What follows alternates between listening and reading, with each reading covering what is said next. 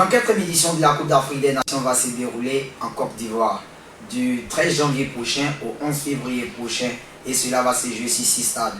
Mais pour pouvoir commencer cette compétition, il était important de savoir les équipes qui vont compétir allaient affronter qui comme adversaire. La Côte d'Ivoire a procédé, j'ai envie de dire la Confédération africaine de football a procédé à la cérémonie du tirage au sort de la 34e édition de la Coupe d'Afrique des Nations et c'est de ça que nous allons parler. J'ai envie de dire, abonnez de UM.tv, bonsoir et bienvenue à votre émission des sports 100% sport. 100% sport est une émission hebdomadaire du sport qui vient pour décortiquer toute l'actualité sportive à meubler tout au long du week-end, mais également en semaine. Et pour le numéro 1 de la semaine, de cette semaine, je ne serai pas seul à vous présenter cette émission. J'ai avec moi dans ce studio un des plus grands commentateurs sportifs de la région, Monsieur Djéa Cédric. Bonsoir. Bonsoir MC. Heureux d'être à votre compagnie ce soir pour votre émission 100% sport. C'est plutôt la direction des UM TV qui est très heureuse de vous accueillir dans nos studios. Et je vais profiter pour vous donner le conducteur de cette émission. Nous allons parler de la cérémonie de tirage au sort de la 34e édition de la Coupe d'Afrique des Nations qui s'est déroulée à Abidjan, du côté de la salle des expositions d'Abidjan. Et en deuxième partie, nous parlerons de la rencontre entre l'éléphant de Côte d'Ivoire et les Lions de l'Atlas du Maroc qui s'est soldé par un match nul de 1 but partout. Et tout ça, nous allons le débriefer avec MC Djéa. D'entrée de jeu, MC Djéa, la cérémonie d'ouverture à la salle des expositions d'Abidjan. Déjà une salle vraiment top niveau. Oui, exactement. C'est une très belle salle. Et puis la cérémonie d'ouverture aussi a été très grandiose. Comme l'ont prouvé plusieurs grandes personnalités de différents pays qui ont assisté au tirage au sort. La COCAN a mis du paquet pour ce tirage-là. Je pense que la CAN sera très belle ici en Côte d'Ivoire. Ah oui, très belle. Moi-même, j'étais un peu optimiste. J'ai douté par rapport à tout ce qui s'est passé sur la pelouse du stade BNP, tout ça. Vraiment, on était vraiment très tendu devant nos différents postes pour suivre cette cérémonie de tirage au sort. Mais croyez-moi, nous sommes partis satisfaits, honnêtement. Hein? Oui, je dirais que pour le stade de BNP, c'est juste un petit problème d'entretien de la pelouse. Et puis aussi, le système de drainage a été doublé. Il a été rassuré que d'ici 3 semaines, le stade BNP sera livré dans de bonnes conditions de température pour pouvoir accueillir la fédération. Mais votre impression générale sur la cérémonie de tirage au sort déjà? Bon, je dirais que les choses se sont passées dans de bonnes conditions, vu déjà tout ce qui a été mis en place et toutes les personnes venues des différents pays ont parlé bon nom de la Côte d'Ivoire pour la disposition du tirage au sort. Je vais dire merci au COCAN, à toutes les personnes qui ont participé à cette organisation-là. Ça a été une très bonne organisation pour ce début-là. Oui, cette cérémonie de tirage au sort, c'est là que nous avons vu le ballon officiel de la Coupe d'Afrique des Nations qui va se dérouler en Côte d'Ivoire. Et le ballon s'appelle Pokou. Un joli ballon quand même. Oui, c'est un joli ballon, le ballon qui porte le nom d'un grand joueur de la Côte d'Ivoire qui est Laurent Pokou, qui a été avec les éléphants en 92, je pense. Non, pas en 92, on va parler des années 70. Ah, des années 70, ok, il n'y a pas de problème. Il a joué 2 camps, il a marqué 14 buts. Oui, il est le meilleur buteur. Il a été le meilleur buteur jusqu'en 2008. Son record a été battu par Samuel Eto'o. Oui, je vais parler de la Côte d'Ivoire. Oui, le meilleur buteur au niveau de la CAN avec 14 buts. Oui. Voilà. C'est Laurent Pokou, l'homme Mara. Et c'est son fils qui est venu déposer le ballon. Ah oui, parce que malheureusement, Laurent Pokou n'est plus. Voilà, et son fils est venu vraiment déposer le ballon Pokou. Un ballon qui va servir aux différentes nations de pouvoir vraiment nous donner une prestation ici lors de la Coupe d'Afrique des Nations qui va se dérouler en Côte d'Ivoire du 13 janvier au 11 février prochain. Cédric, on va rentrer dans le vif du sujet. Une cérémonie réussie. On a vu l'hymne officiel de la Coupe d'Afrique des Nations. Voilà, hymne interprété par le mythique groupe Magic System, Yemi Alade et l'artiste égyptien Ramadan. Bon, je vais dire que la chanson, l'hymne officiel de cette CAN, qui a regroupé trois artistes de différents pays, je pense que c'est bon à prendre parce que c'est 24 nations qui vont venir. On ne va pas chanter en français ou en anglais. Donc c'est bien d'avoir eu trois grands noms de la musique internationale pour cette hymne de la CAN en Côte d'Ivoire. Ouais, le titre Aquaba est interprété majestueusement d'ailleurs par le groupe Magic System, à qui nous disons vraiment merci, ils ont fait à la Côte d'Ivoire, voilà, avec un titre, premier chaos qu'ils ont interprété vraiment dans le show. Voilà, pour parler de la cérémonie de tirage au sort, vraiment les Ivoiriens étaient vraiment tendus, on attendait les potentiels adversaires de la Côte d'Ivoire, désormais on les connaît, voilà, logés dans le groupe A. Voilà, l'équipe de la Côte d'Ivoire logée dans le groupe A, nous serons en compagnie de la Guinée équatoriale, de la Guinée-Bissau et également des Super Z du Nigeria. Oui, je dirais que c'est un bon tirage pour la Côte d'Ivoire. Hein. La Côte d'Ivoire qui va jouer en premier l'équipe de la Guinée-Bissau. Et puis, je pense que le deuxième match, ça sera face au Super Eagles du Nigeria. Non, on joue d'abord la Guinée-Bissau, oui. La Guinée équatoriale avant de terminer face au Super Z. Bon, c'est déjà bon. On va jouer. Bon, je vais dire que ça sera deux premiers matchs faciles. On ne doit pas, comme le football est modernisé maintenant, toutes les équipes, il n'y a plus de petites équipes. Je vais dire que le Nigeria nous avait battu, je pense bien, en Coupe d'Afrique 2013, en quart de finale, qui nous ont empêché d'aller en demi-finale. Après ça, je ne pense pas qu'on a eu des matchs entre l'équipe nigérienne. Je pense qu'avec cette attaque offensive de l'équipe nigérienne, composée de Lookman, Osimhen, Iwobi et bien d'autres joueurs, je pense que cette équipe nigérienne ne sera pas facile à prendre, mais avec la qualité des joueurs que la Côte d'Ivoire a aujourd'hui, je pense que ça ne sera pas un match aussi difficile pour les éléphants face au Nigeria. Face au Nigeria, moi j'ai pris Dieu pour que la Côte d'Ivoire puisse se qualifier, peu importe le résultat contre le Nigeria. Le plus important c'est de passer le premier tour et pourquoi pas aller chercher Dame Coupe le soir du 11 février prochain. On a parlé du Nigeria, on a parlé de la Côte d'Ivoire, on va parler aussi de la Guinée équatoriale. Bon, la Guinée équatoriale a organisé la Coupe d'Afrique 2015. Un bon souvenir pour oui, la Coupe d'Afrique 2015 qui devait se jouer au Maroc, qui a refusé l'organisation parce qu'il y avait en ce temps l'épidémie Ebola.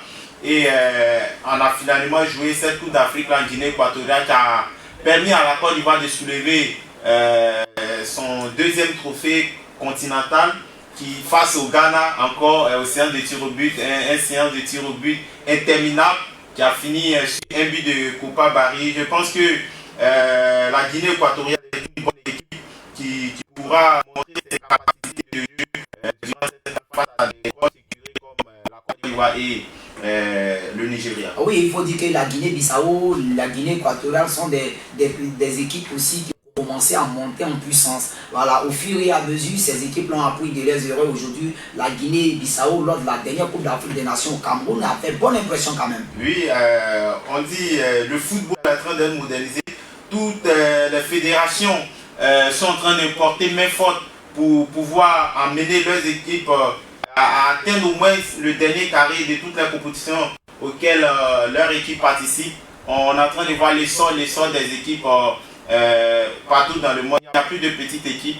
Donc on attend de voir les qualités que vont nous montrer cette équipe de la Guinée équatoriale. Et on attend de voir les Équato-Guinéens, les Bissau-Guinéens, également l'équipe des Super Z du Nigeria et également les éléphants de Côte d'Ivoire dans le groupe A. Et ce groupe-là sera logé au stade olympique Alassane Ouattara de Bimpe. C'est là-bas que ces équipes-là vont vraiment aller une bataille sportive pour savoir laquelle de ces équipes-là pourra continuer l'aventure de la CAN 2023 en Côte d'Ivoire. On va passer directement au groupe B. Le groupe B est composé des 7 fois champions d'Afrique, l'Égypte, les Black Stars du Ghana, la Mozambique et le Cap-Vert. Oui, c'est un groupe un peu serré avec l'équipe du Ghana, le Cap-Vert, Mozambique. Je dirais que ça sera une affiche de la finale de l'édition 2008 qui a opposé le Ghana à l'Égypte. Non, je pense qu'en 2008, c'est l'Égypte qui a joué contre le Cameroun. En finale. En finale. C'est 2010, alors 2010. Autant pour moi, 2010 où les Égyptiens ont battu les Black Stars. Ça sera, je pense que les Black Stars du Ghana vont se servir cette finale perdue pour essayer de prendre en griffe une revanche contre cette équipe des Pharaons. Et on a une équipe de Mozambique qui est aussi en train de sortir du lot et qui est en train de montrer ses preuves au niveau du continent. Je pense que ça serait un groupe un peu serré. Oui, le Cap-Vert aussi, qui a commencé lors de la CAN 2019 en Égypte. Ils ont fait très bonne impression. Ils ont été quart de finalistes de cette Coupe d'Afrique. Et en 2021, on ne les a pas trop sentis. Oui, souvent il y a le baisse de régime des équipes. Ils font une belle CAN et la CAN suivante, ils n'arrivent plus à montrer belle impression. On espère que cette année en Côte d'Ivoire, ils vont nous montrer un jeu de qualité et ils pourront aller un peu plus loin dans cette compétition. Les requins bleus du Cap-Vert, ils sont logés dans le groupe B en compagnie des Pharaons d'Égypte et également des Black Stars du Ghana et l'équipe de Mozambique. On va passer rapidement au groupe C, le groupe que tout le monde appelle le groupe de la mort. Le fameux groupe de la mort, composé des 5 fois champions d'Afrique, les Lions indomptables du Cameroun, de la Gambie, de la Guinée, le série national de Guinée et des champions d'Afrique en titre, le Sénégal. Oui, comme tout le monde le dit, c'est un groupe serré avec la Guinée, le Cameroun, le Sénégal et puis la Gambie. L'équipe sénégalaise avec Sadio Mané qui était présent au tirage. Je dirais que ça serait un match plaisant. Et aussi, on a une équipe guinéenne avec son attaquant actuellement, meilleur buteur de championnat allemand, Serhou Guirassy, qui compte 13 buts en cette rencontre de Bundesliga. Je pense que l'équipe guinéenne son mot à dire dans cette Coupe d'Afrique des Nations face à deux grandes équipes qui sont le Cameroun et le Sénégal. Je pense que ça sera des matchs à très haut niveau. Et des matchs de très haut niveau. On ne peut pas parler sur ce groupe-là sans parler des Lions indomptables du Cameroun. Oui, le Cameroun qui a eu la peine à se qualifier parce que c'est à la dernière journée que cette équipe-là a pu se qualifier.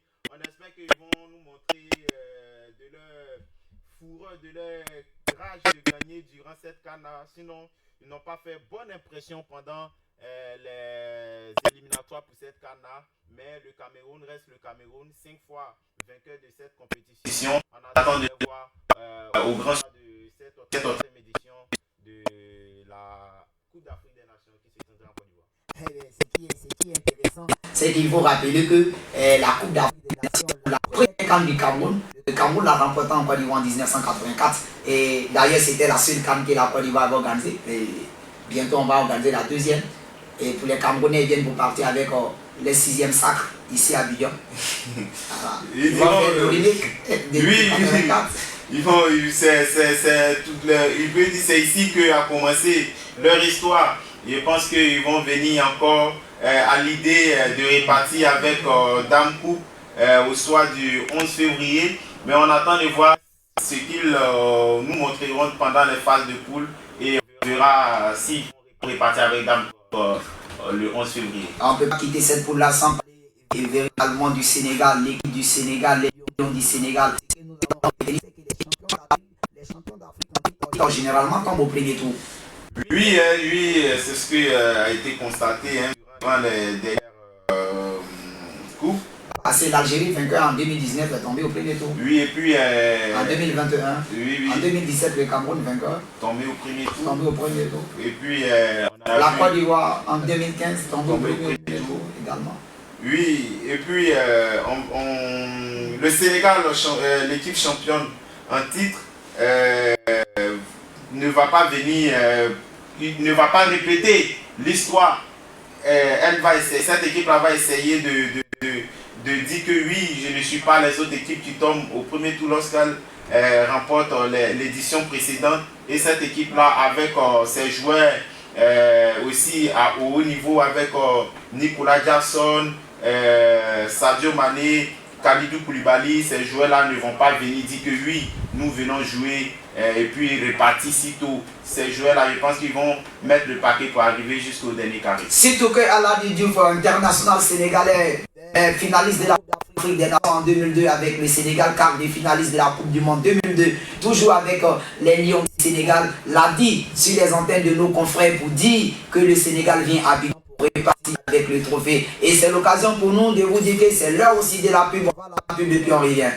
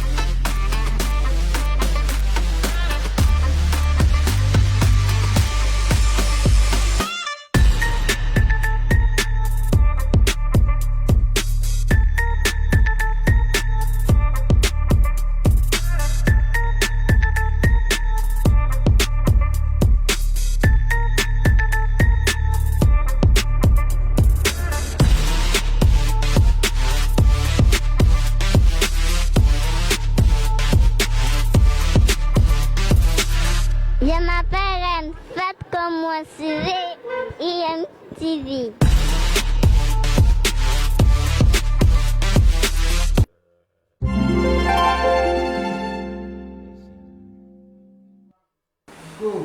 Retour sur le plateau de UM.TV, vous êtes à votre émission 100% Sport, l'émission hebdomadaire qui vient pour décortiquer l'actualité sportive. Et nous sommes en compagnie de monsieur Djea Cédric, il est commentateur sportif. On le sent dans sa vivacité lorsqu'il donne ses analyses. On va continuer de débriefer ensemble les différentes poules de la CAN 2023. Et on avait fini avec le groupe C, le groupe du Sénégal champion d'Afrique en titre. Le groupe C du Sénégal sera logé du côté de Yamoussoukro.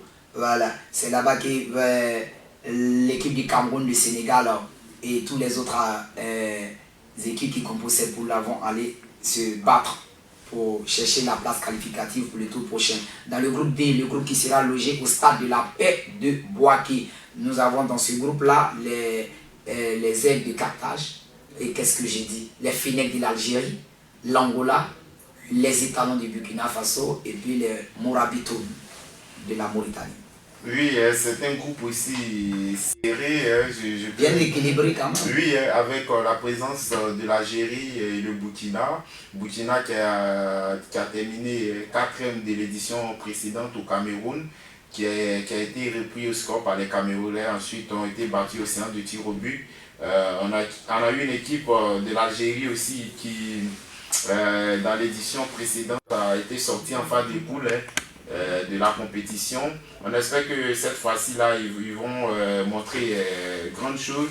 Et puis l'équipe de la Mauritanie qui est en train de être révolutionnée. Cette équipe mauritanienne-là qui a montré de belles choses durant les qualificatifs, qui a sorti le Gabon.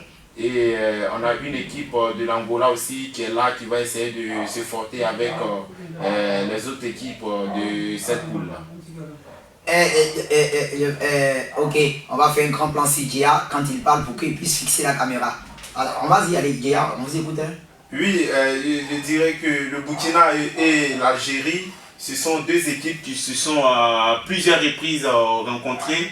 Et tout récemment, l'Algérie était face au Burkina Faso. Je pense que les Algériens ont battu le Burkina 1-0. Et le Burkina Faso est une équipe aussi qui est en vogue, qui a des talents, qui joue en complémentarité, qui arrive à montrer grande chose lorsqu'elle arrive à sortir. On attend de voir durant cette CAN-là qu'est-ce que cette équipe du Burkina va nous montrer. je pense qu'il y a plusieurs ressortissants du Burkina ici en Côte d'Ivoire, surtout cette équipe-là va jouer à Boaké, qui n'est pas aussi loin du Burkina. On espère que les ressortissants du Burkina vont sortir nombreux pour supporter main forte à cette équipe burkinabé là pour qu'elle puisse glaner la victoire.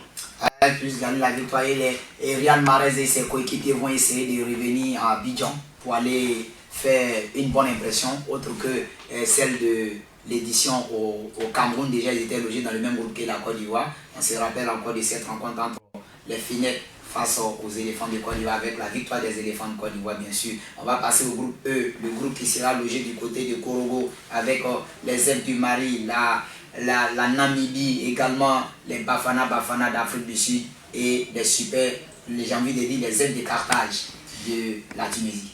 Oui, on va voir cette poule-là, je me rappelle de l'édition précédente où le match entre la Tunisie et le Mali avait été interrompu, avait été mis fin par l'arbitre Sika Joué à la 85e minute. Je ne sais pas ce qu'il avait pris, je ne sais pas si... un petit malaise. Sa montre avait été déléguée, le match qui a été sifflé à la 85e minute de jeu. Je pense que cette fois-ci, il n'y aura pas ce malentendu là entre les deux équipes. On finira dans de bonnes conditions. L'Afrique du Sud qui a battu les Marocains, demi-finalistes de la Coupe du Monde 2022 au Qatar. Les Sud-Africains qui, je pense que leur effectif est composé en majorité des joueurs de Mamelodi Sundowns, un grand club de l'Afrique du Sud. Je pense que le leader de leur championnat en ce moment, ces joueurs-là avec un Persitao en feu qui joue à la Ligue de Caire, qui ont remporté la Ligue des champions de la CAF édition 2022. On pense que cette équipe sud-africaine a son mot à dire dans cette poule-là. Et puis on a la Namibie, une belle équipe aussi qui pourra essayer de titiller les autres grands noms qui sont dans cette poule-là. Et pourquoi pas profiter, si les gros bras ne jouent pas leur rôle, profiter pour prendre une place qualificative pour la suite de la compétition. Mais le Mali et la Tunisie, honnêtement, les deux équipes-là s'affrontent beaucoup en Coupe d'Afrique des Nations, même aux éliminatoires. C'est fréquent que les deux équipes-là se croisent. Et pour l'histoire, en 1994, déjà à Tunis, lors de la Coupe d'Afrique à Tunis, le Mali d'ouverture c'était un certain Mali-Tunisie. Pour revenir au dernier groupe, le groupe qui sera logé du côté du littoral, du côté de San Pedro, la RDC Congo, le Maroc, le favori numéro 1 de la compétition, même s'ils ne veulent pas qu'on le dise, voilà, c'est le favori numéro 1 de la compétition, sera dans le même groupe que la Tanzanie et également les Chipolo pour le Zambie. Oui, avec leur prestation dans la Coupe du Monde précédente, première équipe africaine à se hisser dans le dernier carré d'une Coupe du Monde, le Maroc qui a pu aller en demi-finale, malheureusement sorti par la France. Et on va avoir une très belle équipe marocaine, même si leur dernière sortie n'a pas été aussi bonne que ça, mais elle n'était pas face à une petite équipe, c'était quand même la Côte d'Ivoire. Malheureusement, ils ont pu le match nul. Et la Zambie c'est une très bonne équipe avec Parson Dakar, un très bon joueur, qui ont battu les éléphants de Côte d'Ivoire lors des éliminatoires, 3-0 sur les installations. Je pense que c'est un bon groupe à prendre et chacun va jouer de son côté pour pouvoir obtenir son ticket pour la suite de la compétition. Et on rappelle que la RDC Congo, le Maroc, la Tanzanie et la Zambie seront logés dans le groupe F et ce groupe-là va jouer du côté de San Pedro. Nous avons parcouru en long et en large les 6 poules de cette compétition, du groupe A jusqu'au groupe F. Tout ce que nous souhaitons, c'est que ces différentes nations-là qui vont venir en Côte d'Ivoire puissent vraiment venir s'amuser, vraiment pour que la CAN ivoirienne, qui est baptisée sur le nom de la meilleure Coupe d'Afrique jamais organisée sur le continent, pour que nous puissions vivre une très belle fête. Bonne chance à toutes les équipes, mais pas de surtout bonne chance à nos éléphants de Côte d'Ivoire. On va, en parlant des éléphants de Côte d'Ivoire, on ne peut pas terminer cette émission-là sans parler de leurs prestations face à l'équipe du Maroc, c'était le samedi dernier, du côté du stade Félix Houphouët-Boigny. Avant de parler de la rencontre en elle-même, ben, j'aimerais avoir, on a vu un stade Félix Houphouët-Boigny flambant neuf, revêtu. Oui, le stade mythique Félix Houphouët-Boigny qui a été revu, qui a pris les normes internationaux. Et on a vu le public qui a répondu présent pour cette affiche entre Marocains et Ivoiriens.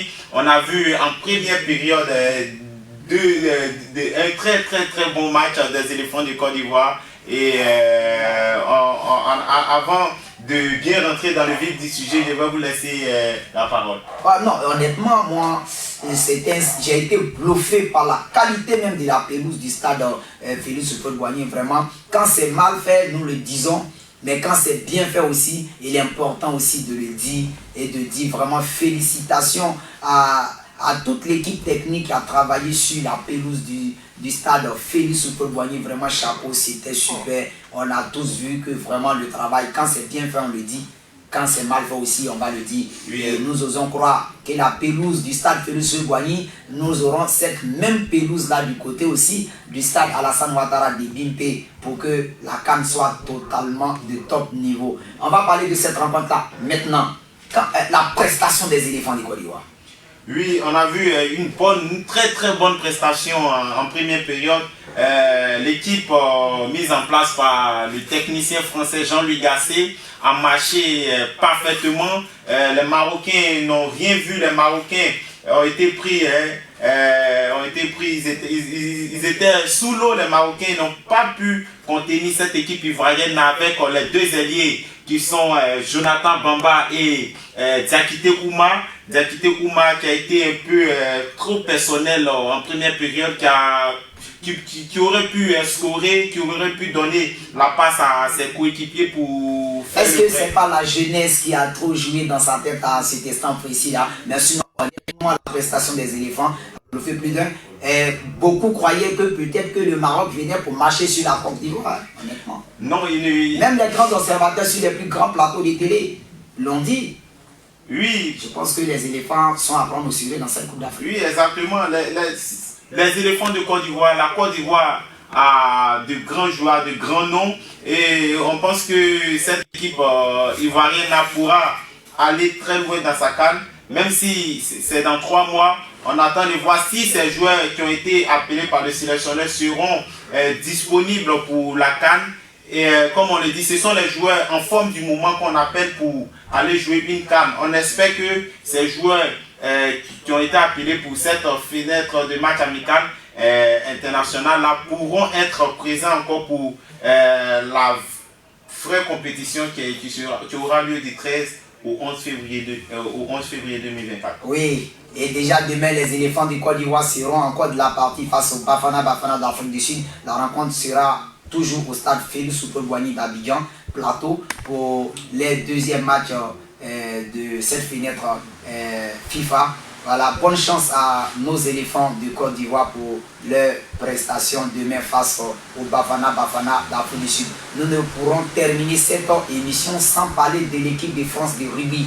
L'équipe de France de rugby qui a été battue par l'Afrique du Sud dans un match vraiment de haut niveau, 29 contre 28 ans. Oui, je pense que cette équipe, le 15 de France a été bousculé par cette équipe sud-africaine qui a mis du physique. Les Français n'ont pas pu contenir la force sud-africaine. Les Français ont mené à la pause 22-19 et ensuite ils se sont vus battre au fin du temps réglementaire par cette équipe sud-africaine. Je rappelle, champion en titre, cette équipe sud-africaine là, qui sera en demi-finale face à l'Angleterre qui a battu le Fidji 30 à 24. Oui, c'est important parce qu'il faut dire que la Coupe du Monde de rugby s'est déroulée en France en 2007. Voilà. En 2007, déjà, la Coupe du Monde de rugby était en France. Et là encore, en demi-finale, c'était les Springboks de l'Afrique du Sud qui avaient éliminé la France. Aujourd'hui encore, la Coupe du Monde revient en France. L'Afrique du Sud va éliminer encore l'équipe de rugby de la France. Et bonne chance au Bafana et j'ai envie de dire les Springboks de l'Afrique du Sud pour la suite de la compétition. Ce sera contre le 15 de la Rose. Voilà, les Anglais est dans une très belle rencontre. Et dans l'autre demi-finale, la Nouvelle-Zélande sera face à l'Argentine, à la belle Coupe du Monde qui se déroule du côté de la France. Cédric Dia, le score va vite, hein? Oui, ça va très vite. Et le temps aussi va vite. Exactement. Crois-moi, le temps qui nous est imparti vraiment est fini. Or, le débat même, c'est maintenant que nous allons démarrer. Voilà, c'est ça aussi le sport. Voilà, la régie nous fait savoir que le temps qui nous est imparti vraiment est terminé. On va vous permettre de regarder la caméra et puis de saluer 2 personnes. Bon, comme ça, je dis coucou à mon président de l'AID, Monsieur Konekima, et mon frère Charlie, mon frère de mères différentes, de sang différents, mais c'est mon frère. Big up à toi. Waouh, s'il n'avait pas salué M. Koné, ouais, moi-même, j'allais dire, ouais, c'est qu'il n'allait pas passer sur le plateau. Voilà, M. Koné, depuis le quartier camp militaire, voilà, merci, il est le président de l'amicale des supporters de la SEC Mimosa à Ben-Goro. Merci beaucoup, M. Koné, pour tout le travail que tu as fait pour ton amicale. Voilà, moi, c'était MC Cœur Blanc, j'ai eu le privilège de vous présenter cette émission. On se donne rendez-vous la semaine prochaine, même antenne. D'ici là, portez-vous bien et bonsoir chez vous.